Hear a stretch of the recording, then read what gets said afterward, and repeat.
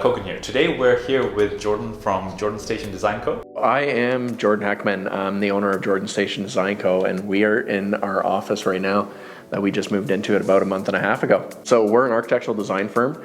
We're based out of Jordan Station, Ontario, pretty close to St. Catharines. And we specialize in residential design. We do everything from investment properties to small renos to $1 million custom homes. So that's a little bit about what we do here. We've got a staff of 6 people.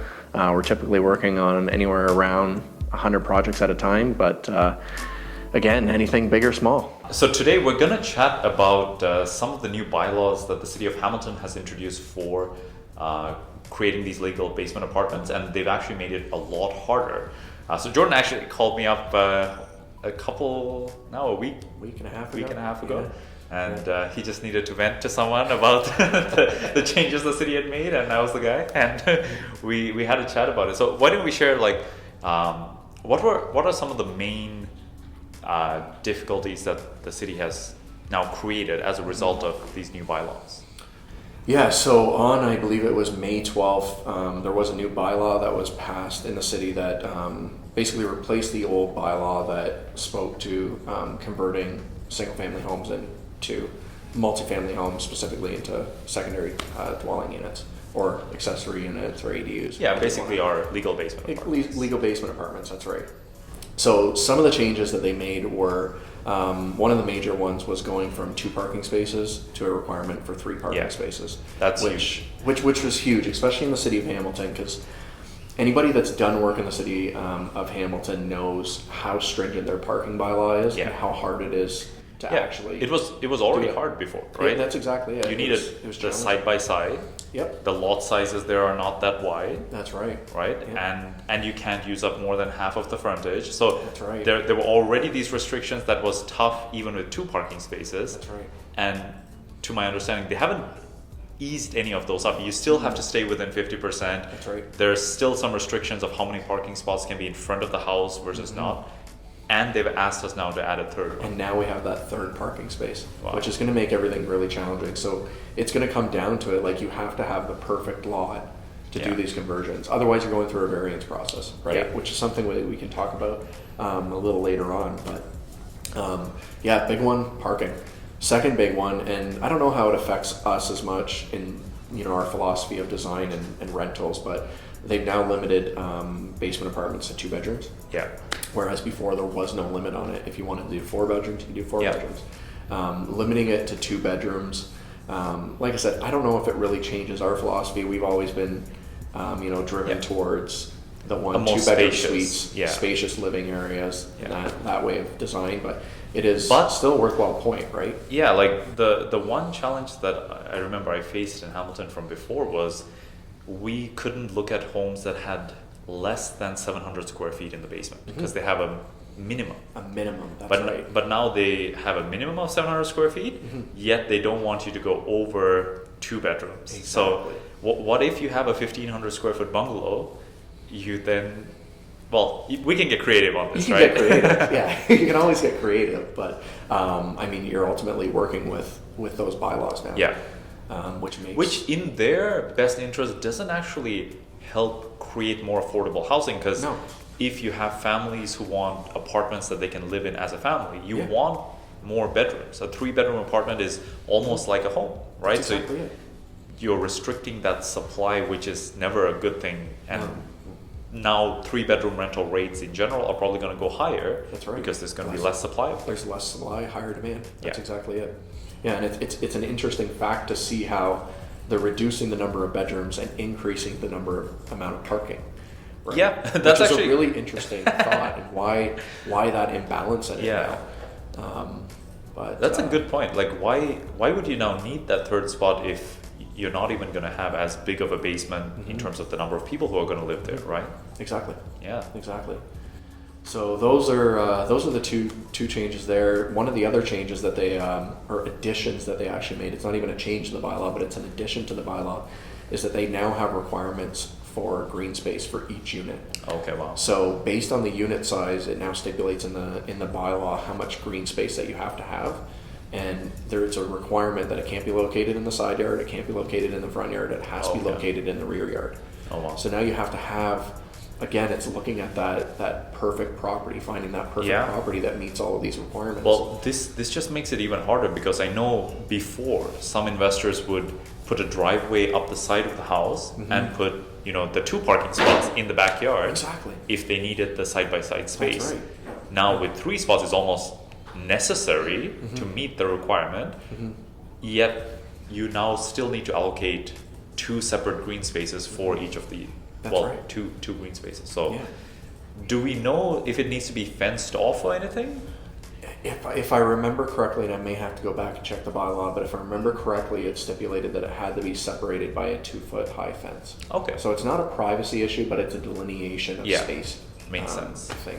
We were already heading in that direction in our designs, just especially with COVID, people want outdoor space. Absolutely. And especially a basement, having outdoor space is like premium, right? Because you don't expect that. So That's right. we've been moving in that direction anyways, but again, it's not necessarily that these are bad ideas, but once you make them requirements, you're taking all the homes that cannot meet that threshold and you're saying we don't want basement apartments there. A basement apartment is still valuable even if it doesn't have an outdoor space. Someone's still going to live there, right? And you're now taking that out of the supply, which it doesn't help like the city, right? So And it's interesting from like if you look at it from a density perspective, whereas the expectation would be that there's higher density, more of these in the core of Hamilton, Yeah. downtown, yeah, but they're smaller lots, harder parking, yeah, harder buildings to work with. So Yeah. now this is actually pushing this stuff out to the less densely populated areas. True. In the portion maybe further up the mountain of Yeah. Hamilton, where it might drive some of that density up in those locations where really people don't want them, right? It's really interesting how these changes can affect how that's gonna react in Hamilton. I mean, I think on the density side, I know some especially homeowners would prefer if there weren't basement apartments on their streets, right? Of course. That's the norm everywhere. Yeah. But at this point, like every city needs to do what it can to meet this, affordable housing issue Initiative, yeah. and having enough homes for people to live in. And the cost to make a basement apartment is far less than having to construct a new house. Absolutely. And in many of these cities, like you don't even have the land to just start building new homes, No, right? no. Putting services and all of that, and keep the price affordable. You can make custom homes.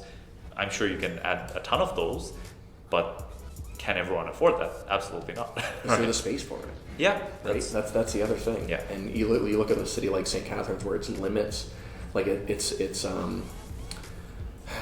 urban boundary has been set. You Yeah. can't build outside of that urban boundary Yeah. now. So that the density of a city like St. Catharines is only going to build and build and build and build, right? Yeah. So yeah, it's interesting. There was one other one that they made.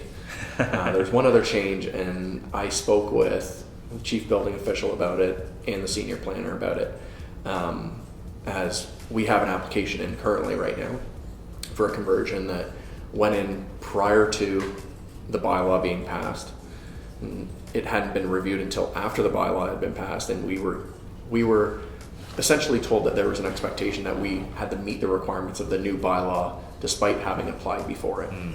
And one of the items that they had written into the bylaw, which from my understanding has been removed at this time, they wrote into the bylaw that cellars, as defined by the City of Hamilton zoning bylaw, could not be converted into an accessory apartment.